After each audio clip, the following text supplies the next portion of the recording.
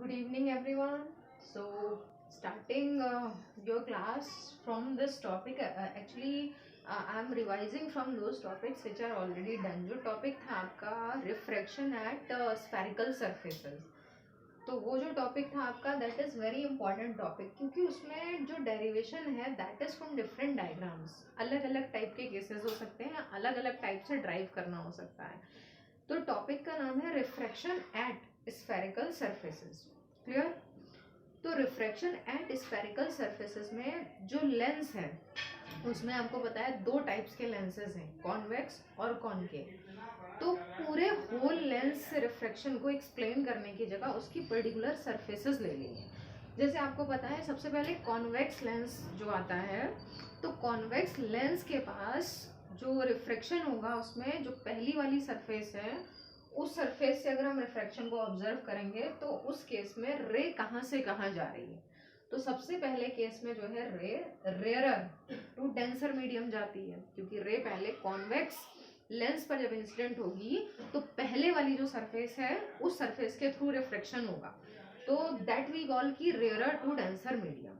ठीक है, उसमें हम ऑब्जर्व करेंगे कि रे जो है वो नॉर्मल से कितना डेविएट होती है, उसके बाद में फिर दूसरी वाली सरफेस का यूज होता है. एज अ होल हमें अलग अलग इमेज नहीं दिखती है. कॉन्वेक्स लेंस से जो रिफ्लेक्शन होता है उसमें हमें एक ही सिंगल इमेज दिखती है, लेकिन उसके अंदर का जो पूरा फिनोमिना है दोनों सरफेसेस का, वो हमें इस टॉपिक में स्टडी करना है. तो कुल मिलाकर कितने पॉसिबल केसेस हैं, तो देखिए सबसे पहले तो जो कॉन्वेक्स लेंस है वो आता है, जिसमें आपको अगर अब लिखा मिल रहा है एट कॉन्वेक्स सरफेस, तो जब कॉन्वेक्स सरफेस वर्ड आपको मिल रहा है it means it is about convex lens. ठीक है, तो कॉन्वेक्स लेंस में सबसे पहले जो उसकी जो बल्जिंग आउटवर्ड्स वाली सरफेस है वो आपको दिख रही है, उसमें रिफ्रैक्शन जो है वो कहाँ से कहाँ होगा, तो क्लियर है कि रेयरर टू डेंसर मीडियम होगा. अब उसमें भी दो पॉसिबल केसेस हैं कि या तो इमेज रियल बन सकती है या इमेज वर्चुअल बन सकती है. तो सबसे पहले आपको कॉन्वेक्स वाली सरफेस देखनी है, बल्जिंग आउटवर्ड्स वाली सरफेस देखनी है, मीन्स आपको रेयरर टू डेंसर मीडियम देखना है और इमेज रियल. ठीक है, इमेज कैसी फॉर्म हो रही है, रियल. इसका मतलब ऑब्जेक्ट जो है वो प्रीवियस 5 केसेस में कहीं भी हो सकता है, लास्ट 6 केस में जो है वो इमेज वर्चुअल फॉर्म होती है, और वो केस पता भी है कि ऑब्जेक्ट बहुत पास में आ जाता है लेंस के. तो ये जो पहला वाला केस है इसमें आपको दो बातें ध्यान रखनी है. हेडिंग में क्या दे रखा होगा, कॉन्वेक्स सरफेस, मतलब क्या बनाना है आपको, कॉन्वेक्स लेंस. ठीक है, पहले केस में दे रखा होगा कि object lies in rarer medium, या फिर जो रे है the ray from object is travelling from rarer to denser medium. तो आप आइडेंटिफाई कर लोगे कि जो है रेयरर टू डेंसर वाला बनाना है, तो इसका मतलब बल्जिंग आउटवर्ड्स वाली सरफेस का हमें यूज करना है. दूसरी बात आपको ध्यान रखनी है, इमेज फॉर्म्ड एज रियल. तो इमेज फॉर्म्ड एज रियल में आपको अपने माइंड में रखना है कि ऑब्जेक्ट जो है वो लेंस से एक पर्टिकुलर डिस्टेंस पे होगा, ज्यादा दूरी पे होगा, तभी इमेज रियल बन रही होगी. ठीक है, एक और उसका हिंट है कि अगर आपको ऐसा वाला डायग्राम बनाना पड़े तो हमेशा ध्यान रखिएगा कि आप लेफ्ट साइड में ऑब्जेक्ट को तो दूर ही दिखाएंगे लेंस से रियल बनाने के लिए, और जो रियल इमेज होती है वो रियल इमेज हमेशा राइट साइड में बनेगी. आपको पता भी है कि कॉन्वेक्स लेंस में जितनी भी रियल इमेजेस हैं वो राइट साइड में ही बनती है. तो ये केस इससे मैंने डेरिवेशन करके आपको दिखा दिया. यस्टरडेज जो लाइव क्लास थी उसमें भी और जो वीडियो थी उसमें भी ये अगेन एक्सप्लेन किया था मैंने. अब now I am explaining the diagrams. ठीक है, डेरिवेशन के स्टेप्स तो आपकी कॉपी में भी लिखे हैं, आपको पता भी, एक बार रिकॉल भी कर दूंगी मैं यहाँ पर. ठीक है, लेकिन अब यहाँ पर क्या करना है आपको, अब यहाँ पर आपको देखना है सिर्फ डायग्राम, डायग्राम पर फोकस करना है. Okay, so coming towards the first topic, पहला वाला जो टॉपिक है उसको देखिए. फर्स्ट टॉपिक में पहला वाला जो है उसमें क्या बताना है कि object lies in rarer medium and image formed is real. ठीक है, इसका मतलब ये वाली सरफेस का यूज करना है. अच्छा, सरफेस का नाम चाहे तो आप मेंशन कर सकते हैं, ए भी लिख सकते हैं, नहीं भी लिखा डजंट मैटर, इतनी सारी चीजें ना भी बढ़ाएं कोई बात नहीं. ये हमारी सरफेस है, ऑब्जेक्ट हमारा लेफ्ट साइड में है ये, और लेंस से दूरी पर है, और ये पता है आपको ऑब्जेक्ट की जो डिस्टेंस होती है ये. ठीक है, अब आपको क्या करना है, ये पोल तक की डिस्टेंस आपको दिखानी है. ये पी वाला पॉइंट है पोल. ऑब्जेक्ट से जाने वाली इंसिडेंट रे पहली ये है, दूसरी ले सकते हैं कि it is in the direction of principal axis. फिर ऑब्जेक्ट जो है वो प्रिंसिपल एक्सिस के साथ में जो एंगल बनाता है पॉइंट ऑब्जेक्ट है वो एंगल अल्फा होता है. उसके अलावा अब आपकी जो इमेज बन रही है उसके लिए आपको देखना पड़ेगा नॉर्मल किधर है, क्योंकि जो रिफ्रैक्शन है वो रेयरर टू डेंसर मीडियम है, तो नॉर्मल किधर होगा, तो ये आपको सरफेस का शेप बता देगा कि नॉर्मल किधर होगा. सरफेस अगर इस टाइप की है तो 90 डिग्री का एंगल नॉर्मल इधर होगा, ठीक है। तो ये आप नॉर्मल जहां बनाएंगे उसको सी पॉइंट लिख देंगे, सेंटर ऑफ कर्वेचर से बनेगा नॉर्मल। कितना एंगल बनाएगा प्रिंसिपल एक्सिस के साथ में, गामा, ठीक है। अब जब आपको नॉर्मल पता चल गया तब आपको ये आराम से दिख जाएगा कि इंसिडेंट रे नॉर्मल के साथ में जो एंगल बनाती है वो एंगल ऑफ इंसिडेंस होता है आई। दूसरी बात, अब जो रिफ्लेक्टेड रे है उसको किधर जाना चाहिए, तो उसको उसका इनिशियल पाथ ये था, उसको ऐसे जाना चाहिए था, लेकिन रेयर टू डेंसर रिफ्रैक्शन है तो वो किधर बेंड हो जाएगी, नॉर्मल की तरफ। नॉर्मल किधर है, नीचे, तो रे को ऐसे जाना चाहिए था, नॉर्मल ये है, नॉर्मल की तरफ बेंड होती है, नीचे आ जाती है, प्रिंसिपल एक्सिस पे रियल इमेज बना रही है। अगर दूसरी सरफेस ना होती लेंस की तो इमेज यहाँ पर बन रही होती पहली वाली सरफेस के थ्रू। ये इसको लिखा हमने इमेज आई। अब आपको पता है पोल से लेकर इमेज तक का जो डिस्टेंस होता है that is called V, image distance. उसके अलावा सी तक का जो डिस्टेंस होता है दैट इज आर। इमेज जहां बन रही है वो पॉइंट प्रिंसिपल एक्सिस के साथ में, इमेज जहां बन रही है वो रिफ्लेक्टेड रे प्रिंसिपल एक्सिस के साथ में जो एंगल बनाती है वो बीटा होता है। तो alpha beta gamma 3 angles, angle of incidence normal और इंसिडेंट रे के बीच, और एंगल ऑफ रिफ्रैक्शन रिफ्रेक्टेड रे और नॉर्मल के बीच में। रिफ्रेक्टेड रे कहाँ जा रही है, ये एरो से आप पहचान लेंगे, नॉर्मल किधर है, इधर, आर। और मोस्टली आपको एंगल ऑफ इंसिडेंस इधर ही दिखाई देगा, एंगल ऑफ रिफ्रैक्शन इधर ही दिखाई देगा। बाकी आप डेरिवेशन के स्टेप्स देख लेंगे। पहले आपको ट्रायंगल एन ओ सी लेना होता है, एक्सटीरियर एंगल। फिर आपको ट्रायंगल एन आई सी लेना होता है, एक्सटीरियर एंगल। फिर आपको 3 राइट एंगल ट्रायंगल्स लेने हैं। पहला राइट एंगल ट्रायंगल बनता है ऑब्जेक्ट के साथ में एन ओ, और उसके लिए एक आपको परपेंडिकुलर लेना पड़ता है जिसका नाम एन एम होता है। वो परपेंडिकुलर इसलिए क्योंकि डिस्टेंसेस जब हम लिखते हैं तो पोल तक की डिस्टेंस की जगह हम एम तक की लिखेंगे राइट एंगल ट्रायंगल में, लेकिन गिवन हमें पोल तक की है तो बाद में हम रिप्लेस कर देते हैं। तो राइट एंगल ट्रायंगल पहला ये है। दूसरा राइट एंगल ट्रायंगल इमेज के साथ में बनता है, और थर्ड वाला सेंटर ऑफ कर्वेचर के साथ में बनता है। यहाँ से हम अल्फा बीटा और gamma means 10 alpha 10 beta 10 gamma ये फाइंड कर लेते हैं। उसके बाद में हम रिफ्रैक्शन के लिए स्नेल्स लॉ यूज करते हैं। उसके लिए ध्यान रखिएगा इधर जो है रिफ्रैक्टिव इंडेक्स μ1 है, और ये एक्चुअली जो लेंस है ना उसकी दूसरी सरफेस दिखाई नहीं है, पहली वाली से माना तो ये माना है ये सब कुछ जो है वो डेंसर मीडियम, ये पूरा डेंसर मीडियम ट्रीट किया है। तो ये रेयरर मीडियम है, तो ये वाला जो है आपका डेंसर मीडियम होगा μ2। क्लियर?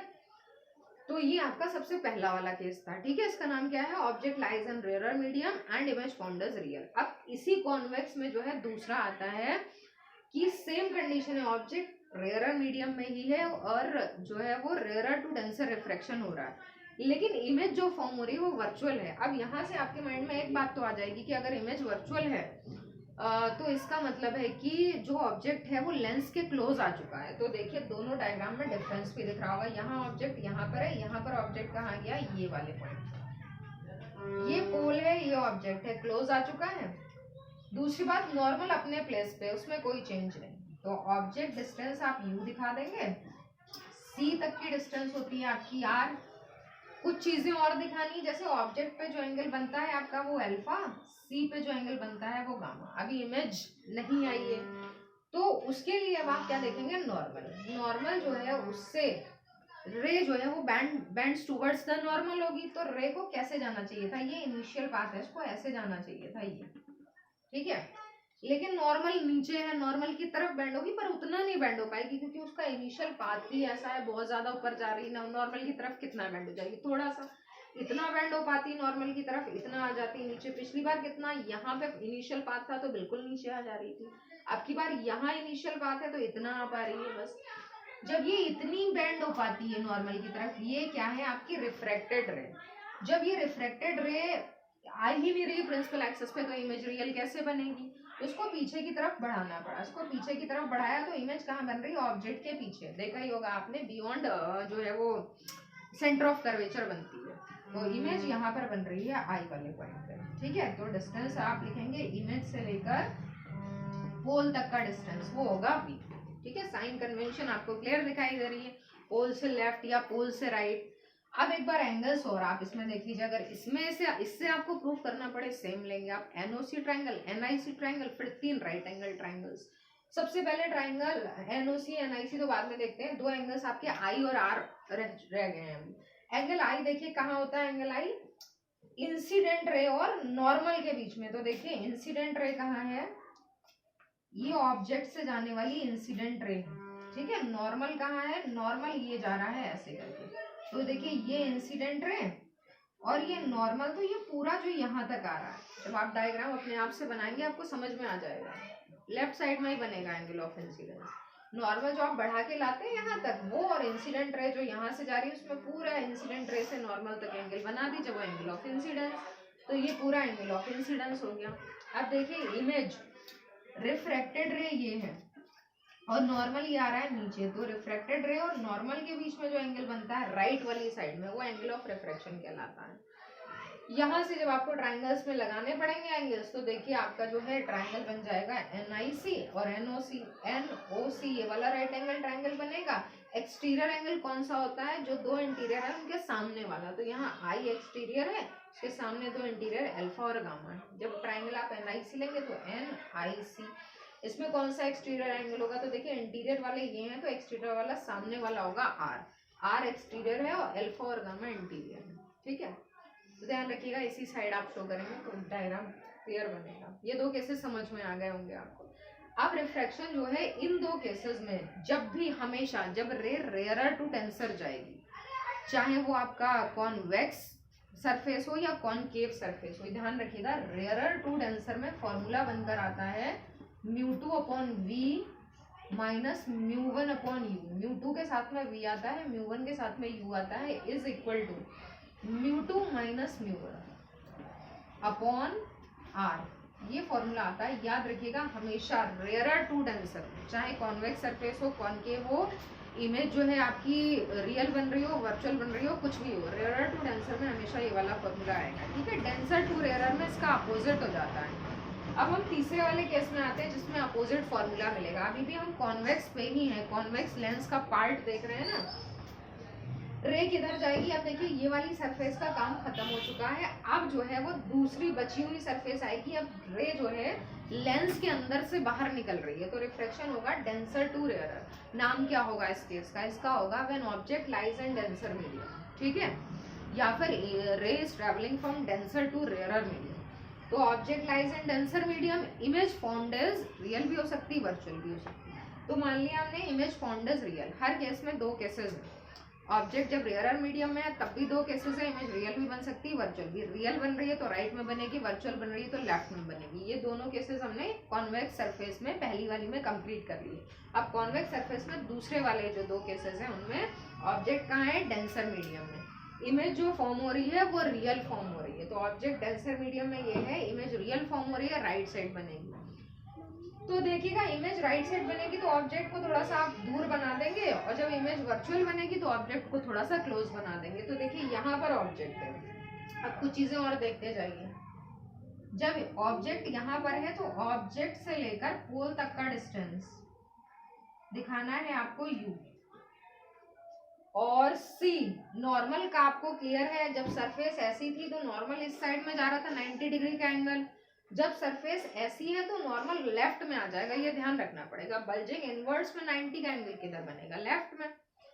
तो ये आपका c आ जाता है, c से डिस्टेंस आपकी यहाँ तक की r होगी, ठीक है। अब आपको क्या करना है, ये आपका ऑब्जेक्ट है और ये आपका c है, दोनों के एंगल्स शो कर दीजिए। ऑब्जेक्ट पे कौन सा एंगल बनता है अल्फा, c पे कौन सा एंगल बनता है गामा, ठीक है। अब आपका जो है वो कौन सा केस आएगा कि इमेज किधर जाएगी, किधर बननी चाहिए। तो देखिए इमेज बनने के लिए ऑब्जेक्ट का हमेशा इनिशियल पाथ दिखाया करिए, ऑब्जेक्ट को जाना किधर चाहिए था, ऑब्जेक्ट से जाने वाली रे को किधर जाना चाहिए था, ये इनिशियल पाथ है, ठीक है। उसके अलावा जो नॉर्मल आता है आपका इनिशियल पाथ, नॉर्मल लगभग क्लोज ही है, लेकिन ये ध्यान रखना है कि नॉर्मल ये ऊपर की तरफ जा रहा है, इनिशियल पाथ ये इधर जा रहा है। रिफ्रैक्शन कैसा होगा आपका, रिफ्रैक्शन होगा आपकी बार में आपका denser to rarer medium. Denser to rarer का मतलब कि जो रिफ्रैक्टेड रे है वो रिफ्रैक्टेड रे आपकी किधर जानी है, नॉर्मल से अवे जानी है। तो नॉर्मल इस तरफ है, तो ऑलरेडी जो ऑब्जेक्ट वाली आपकी रे जा रही थी वो इस डायरेक्शन में जा रही थी, जब नॉर्मल से अवे जाएगी तो इस तरफ पीछे की तरफ हटेगी, इसको जाना इधर चाहिए था, पीछे की तरफ हटेगी, नीचे आ जाएगी, नॉर्मल से दूर जा रही है, क्लियर। तो अगर नॉर्मल से दूर जा रही है तो किस डायरेक्शन में जाएगी, इस तरफ। तो ये रे जो है नॉर्मल से अवे जाके इधर आ जाती है प्रिंसिपल एक्सिस पे, इसकी रियल इमेज बन जाती है। ओ से लेकर इमेज तक का डिस्टेंस कितना होगा, इमेज डिस्टेंस हुई। उसके अलावा यहाँ पे जो एंगल बनेगा ये एंगल होगा बीटा। अब आपको देखने पड़ेंगे आई और आर। तो आई और आर में ऑब्जेक्ट ये है और नॉर्मल ये है, दोनों आपको एक ही साइड में मिल जाएंगे। एक ही साइड में आपका यहीं पर छोटा सा एंगल बन जाएगा, एंगल ऑफ इंसिडेंस। पहले ऑब्जेक्ट से जाने वाली रेज पे ठीक सामने सी बना है, जो ऐसे करके दोनों रेज है उनके बीच में जो एंगल बन रहा है वो आई है। अब देखिए कहाँ रिफ्रैक्शन कहाँ बनेगा। तो रिफ्रैक्टेड रे कौन सी है आपकी, रिफ्रैक्टेड रे ये जा रही है नीचे, और जो आपका नॉर्मल जा रहा है, नॉर्मल से जाने वाली रे ये जा रही है, ये देखिए ऐसे है दोनों। तो ये जो बनेगा आपका ये एंगल ऑफ रिफ्रैक्शन होगा। अब मान लीजिए आपको ट्रायंगल एनआईसी देखना है, एनओसी देखना है, देख सकते हैं ये ऊपर जो है इसको लिख दीजिएगा एन, नीचे एन ओ सी इधर बन रहा है इस साइड में। एनओसी में आपका एक्सटीरियर एंगल जो होगा वो कौन सा होगा, इंटीरियर कौन से होंगे। तो जो दो इंटीरियर एंगल्स है उनमें एक अल्फा लिखा है, दूसरा आई लिखा है, और एक्सटीरियर एंगल कौन सा है जो नीचे बन रहा है, गामा। आप अपने आप से एक प्रॉपर डायग्राम बनाएगा, क्योंकि मुझे बहुत सारे बनाने थे, हो सकता है डायग्राम छोटा हो, क्लियरली विजिबल ना हो। तो एक बार आप अपने आप से बना के देखिएगा, आपको समझ में आ जाएगा कि कहाँ पर एंगल्स बन रहे हैं। एनओसी ट्राइंगल लेना है आपको। एनओसी में आपको जो 3 एंगल्स मिलेंगे उन 3 एंगल्स में गामा होगा एक्सटीरियर और अल्फा और आई आपके इंटीरियर एंगल्स होंगे। इसी तरह से आपको जब ट्राइंगल एनआईसी मिलेगा तो एनआईसी, इसमें एक्सटीरियर एंगल क्लियर है, ऊपर बन रहा है आर और इंटीरियर एक गामा है और दूसरा बीटा है। ये तीसरा केस था। चौथा केस आपका इसी में होगा, यही चल रहा है आपका डेंसर टू रेयरर वाला। Object lies in denser medium, image formed as virtual. अब की बार में वर्चुअल बनेगी तो क्या होगा, आप देखिए इन दो डायग्राम्स को आप कंपेयर करेंगे, इसमें पहले ओ है फिर सी है और राइट में आई बन रही है। लेकिन अगर इमेज वर्चुअल होगी तो राइट में तो बनेगी नहीं, पीछे आ जाएगी। तो सबसे पहले तो आपको सी अपनी जगह पे बना देना है। ये आपका सी है, यहाँ से यहाँ तक आगे जा रहा है ये पूरा, ठीक है, ये पूरा सी है। ऑब्जेक्ट जो है वो क्लोज लाना है, तो सी के आगे जा चुका है ऑब्जेक्ट, पिछली बार सी के पीछे था ऑब्जेक्ट। वर्चुअल इमेज बनानी, सी के आगे पहुंच चुका है। अब जो है ऑब्जेक्ट से जाने वाली रे ये है नॉर्मल पीछे, एंगल ऑफ इंसिडेंस वही बन रहा है, लेकिन उल्टा हो गया केस। पहले ऑब्जेक्ट वाली रे पीछे थी, सी आगे था, दोनों के बीच में आई बन रहा था। आपकी दोनों इंटरचेंज हो गए, लेकिन आई अपनी जगह बन रहा है। ये जो आपका ये वाला एंगल है ये आई है। उसके बाद रिफ्रैक्टेड रे किधर जा रही है, तो ये आपका नॉर्मल जा रहा है और रिफ्रैक्टेड रे को नॉर्मल से दूर जाना है। तो नॉर्मल से अभी आप उसने इधर जाना स्टार्ट करा ऊपर की तरफ, ये नॉर्मल है, ये रिफ्रैक्टेड रे है। इनिशियल पाथ कैसा था, इनिशियल पाथ ये था नीचे, और आप किधर जा रही है, इस तरफ जा रही है। तो नॉर्मल से आगे जब जाती है तो इस डायरेक्शन में जाएगी। एंगल जो बन रहा है रिफ्लेक्टेड रे और नॉर्मल के बीच में नॉर्मल वाली लाइन आ रही है, ये एंगल बन रहा है आपका आर। उसके अलावा जो एंगल्स हैं आपके वो आपको पता है, सी के साथ में गामा बनता है, ओ के साथ में अल्फा बनता है, आई के साथ में बीटा बनता है, और आपका एनएम परपेंडिकुलर होता है। एक्सटीरियर और इंटीरियर एंगल्स आप इसमें देख लेंगे। तो 4 केसेस कौन से हैं, आई होप कि क्लियर हो गए ना, समझ में आ गए कि सबसे पहले आपका कॉन्वेक्स सरफेस में 4 केसेस है। कॉन्वेक्स सरफेस का मतलब कॉन्वेक्स लेंस है। पहला केस है object lies in rarer medium, image formed as real. दूसरा image formed as virtual, object अभी भी रेयरर मीडियम में ही है। बाकी के 2 केसेस में ऑब्जेक्ट कहाँ जाता है, डेंसर मीडियम में, और image formed as real, image formed as virtual. फिर आता है आपका कॉनकेव सरफेस मतलब कॉनकेव लेंस।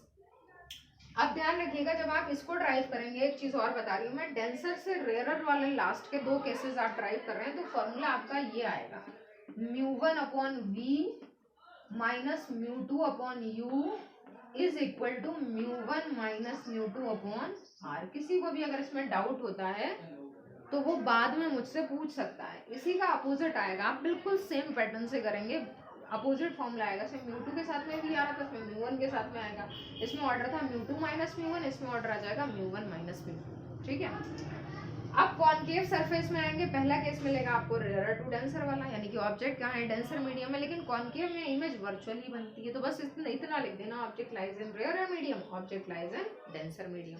जब रेयरर में ऑब्जेक्ट था तो देख रहे हैं आप कि कॉनकेव की ये वाली सरफेस होगी, इस साइड में ऑब्जेक्ट, इमेज कहाँ बनेगी, वर्चुअल ही बनेगी। लेकिन नॉर्मल कैसा बनेगा, लेफ्ट साइड में, क्योंकि ये वाली सरफेस पे नॉर्मल लेफ्ट में बनता है। तो आपने नॉर्मल दिखाया सी पर, उसके बाद में ऑब्जेक्ट आपका पीछे है। पहले वाले केस में ऑब्जेक्ट जो है वो जो भी है ऑब्जेक्ट की दोनों में पोजीशन एक ही रखेंगे, दोनों केसेस में वर्चुअल इमेज बनेगी। ये ऑब्जेक्ट है आपका, बाकी एंगल्स आप दिखा देंगे, ये एंगल अल्फा है, ये एंगल गामा है और ये वाला एंगल बीटा होगा। उसके बाद में नॉर्मल और ऑब्जेक्ट के बीच में यहाँ पर एंगल आई बन रहा होगा, रिफ्रेक्टेड रे आपकी यहाँ आ जाएगी ऊपर ऐसे जाएगी, और कॉन्वेक्स में कॉनकेव में ऐसे डाइवर्जिंग लेंस कहलाता है, रे ऐसे चली जाएगी। इनिशियल पाथ कैसा था, इनिशियल ये था, नॉर्मल से अवे जाएगी तो इस डायरेक्शन में चली जाएगी। अब उसके बाद में इमेज कहाँ बनेगी, पीछे की तरफ बढ़ाने से इमेज यहाँ बनेगी। तो अब आपको दिखाना है एंगल आर कहाँ बनेगा, तो देख लीजिएगा ये नॉर्मल है, ये नॉर्मल है और ये आपकी रिफ्रेक्टेड रे है। इन दोनों के बीच में जो एंगल बन रहा है दैट इज एंगल आर। ठीक है, तो यहाँ भी आपको सेम वही केस लिखना है, उसी से ड्राइव करना है। Exterior interior angles, NOC NIC triangles और फिर 3 राइट एंगल ट्रायंगल। जब रेयरर टू डेंसर करते हैं सेम आपका ये वाला फॉर्मूला आ जाएगा। जब आप डेंसर से रेयरर करोगे, इसमें देख लीजिए ऑब्जेक्ट अपनी जगह है, नॉर्मल बस शिफ्ट हो चुका है राइट में, क्योंकि आप सरफेस ये वाली आ चुकी है। वो इमेज कहाँ बनेगी, तो ऑब्जेक्ट से जाने वाली रे ऐसे जा रही थी, लेकिन ये डेविएट होकर इस डायरेक्शन में आ जाती है, इमेज यहाँ बन जाएगी ऑब्जेक्ट के आगे, जैसा कि पिछली बार था। और एंगल्स आप अल्फा बीटा गामा शो करेंगे, आई और आर शो करेंगे, उसके बाद सेम ड्राइव करेंगे। तो जब डेंसर से रेयर होगा तो फॉर्मूला ये वाला ड्राइव होके आ जाएगा। तो आपको क्या करना है, ड्राइव कुछ नहीं करना है, बस आपको चेक कर लेना है कि मेरे ये वाले ट्राइंगल्स, ये मेरा एक्सटीरियर और इंटीरियर एंगल और ये मेरे राइट एंगल ट्राइंगल्स आ रहे हैं। अगर ठीक है, आप चाहो तो किसी भी एक केस से क्रॉस चेक कर सकते हो कि वाकई में ऐसा आ रहा है या नहीं। आपको same derivation rarer to denser वाला मिलेगा तो ये प्रूफ करके लाना होगा, डेंसर से रेयरर वाला मिलेगा तो ये प्रूफ करके लाना होगा। ये सारे जो केसेस हैं इनका यूज एक मोस्ट इंपॉर्टेंट डेरिवेशन में होता है, उसका नाम है derivation for the focal length of, in case of lens makers formula. Focal length find करनी होती है, लेंस मेकर्स फॉर्मूला होता है। एक्चुअली आपको ड्राइव लिखा होगा, drive the lens makers formula, उसमें आपको ये वाले केसेस लगाने होंगे। तो इनको एक बार अच्छे से क्रॉस चेक कर लेना है, आपको एक बार देख लेना है। ड्राइव आपको कोई भी नहीं करना है, ड्राइव आपको बस 2 करने हैं। रेयरर टू डेंसर वाले में ये वाला फॉर्मूला पहले में हो चुका है, डेंसर से रेयरर वाले में ऐसा करिएगा कि थर्ड वाले केस से चेक करके देख लीजिएगा आ रहा है कौन सा फॉर्मूला, ये वाला आना चाहिए। बाकी आपको सारे डायग्राम बनाने, डायग्राम सभी बनाने हैं आपको, ठीक है। तो इतना आपको नोट डाउन करना है।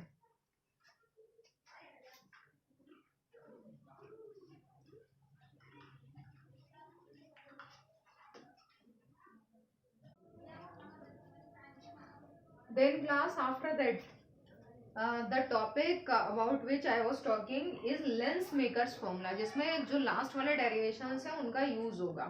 तो सबसे पहले तो जो टॉपिक का नाम है वो है लेंस मेकर्स फॉर्मूला।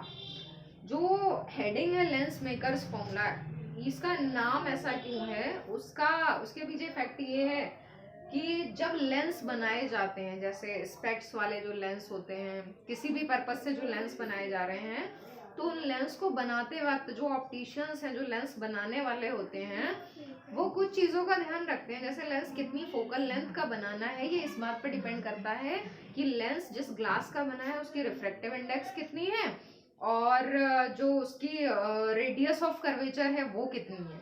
तो रिलेशन किसके बीच में बनता है, फोकल लेंथ कितनी रखनी है, ये इस बात पर डिपेंड करता है कि ग्लास की रिफ्रैक्टिव इंडेक्स कितनी है, प्लस दोनों साइड की जो सरफेसेस है उनकी रेडियस ऑफ कर्वेचर के अकॉर्डिंग जो है वो फोकल लेंथ डिसाइडेड होती है। क्योंकि ये डिपेंड करता है ना कि कितनी पावर का लेंस बनाना है, तो पावर कितनी रखनी है तो वो फोकल लेंथ से डिसाइडेड होगा। फोकल लेंथ किस पे डिपेंड करती है, रेडियस ऑफ कर्वेचर पे, या फिर इस रेडियस ऑफ कर्वेचर किस बात पे डिपेंड करती है कि वो जो लेंस है उसकी जो रिफ्रैक्टिव इंडेक्स है वो कितनी है। रिफ्रैक्टिव इंडेक्स के अकॉर्डिंगली ये पता चलता है कि रिफ्रैक्शन कितना होगा रेयर टू डेंसर या डेंसर टू रेयर, जहां भी रह जा रही है। तो लेंस मेकर मतलब लेंस को बनाने के लिए जो फॉर्मूला, जो कंडीशन ध्यान में रखी जाती है दैट इज दिस वन, इसलिए इसका नाम है लेंस मेकर्स फॉर्मूला। अब लेंस मेकर्स फॉर्मूला में मान लीजिए कॉन्वेक्स लेंस लिया जा रहा है, इसका भी डेरिवेशन आपसे किसी भी चीज से ड्राइव करा सकते हैं। अगर लिखा है कि drive lens makers formula in case of convex lens, तब तो ये होगा डायग्राम। अगर कॉनकेव लेंस होगा तो डायग्राम डिफरेंट होगा। आपको एक से ड्राइव करना है, इससे ड्राइव करेंगे और वो वाला डायग्राम बना लेंगे। डेरिवेशन का मेथड दोनों में सेम है। तो ऑप्टिक्स में एक अच्छी बात है रे ऑप्टिक्स में कि आप प्रैक्टिस एक से कर लेंगे, बाकी डायग्राम्स बनाने आने चाहिए, डेरिवेशन की प्रैक्टिस अलग से नहीं करनी पड़ेगी। तो देखिए सबसे पहले तो लेंस मेकर्स फॉर्मूला ये होता है 1/f focal length is equal to mu minus one. Mu का मतलब रिफ्रेक्टिव इंडेक्स किसकी, ग्लास की, ठीक है। तो एयर की तो पता ही है आपको, रेयर टू डेंसर जा रहा है, तो एयर वाली रिफ्रेक्टिव इंडेक्स इसमें लिखने की जरूरत ही नहीं है। म्यू माइनस वन, म्यू किसकी है, ग्लास की। 1/r1 minus 1/r2। यहाँ R1 R2 भले ही आपको पता है दोनों बराबर होती हैं, R1 और R2 का मतलब रेडियस ऑफ कर्वेचर दोनों साइड की इक्वल होती हैं, बट यहाँ मेंशन करना है 1/r1 माइनस 1/r2। अब सबसे पहले देखिए डायग्राम, मान लीजिए हमने थिन लेंस लिया है, ठीक है। ये थिन लेंस है, इसका नेम लिख दीजिएगा ABCD। ये डायग्राम आप बना लीजिएगा, ठीक है। ABCD लिखने के बाद एक काम करिएगा, सबसे पहले आपको पता है कि इसके दोनों साइड में सेंटर ऑफ कर्वेचर है, लेकिन पहले कौन सा आता है, मैंने ये बात क्लास में डिस्कस की थी। पहली सरफेस कौन सी है जिस पे रिफ्रैक्शन हो रहा है, ये बल्जिंग आउटवर्ड्स है ना, इसी का नॉर्मल पहले आया, इसी का सेंटर ऑफ कर्वेचर, इसी का फोकस पहले आएगा। तो इस वाली सरफेस का सेंटर ऑफ कर्वेचर ये है C1, ठीक है।